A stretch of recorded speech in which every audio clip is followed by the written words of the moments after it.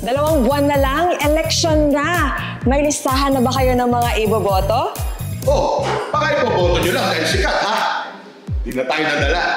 Marami dyan, dinadaan lang tayo sa itsura o sa dami ng followers sa social media. Yung iba, magaling pang magkalat ng fake news para siraan ang ibang kandidato. Ngayong halalan 2025, maging mapanuri tayo, huwag basta magpadala sa mga pangako. O kaya sa mga social media posts na wala namang patunay, yung iba, gawa lang ng AI. Aralin niyo mabuti ang bawat kandidato dahil kinabukasan ng bayan ang kasalalay dito. Yung mga iboboto natin senador, 6 na taong uupo sa Senado.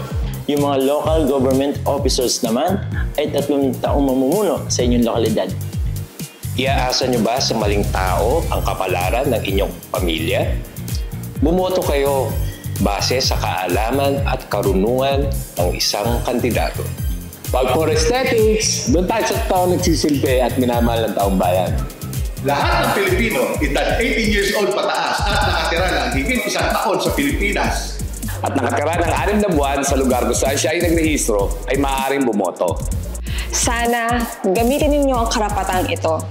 Bumoto kayo at bumoto kayo ng tama. Kaya dis,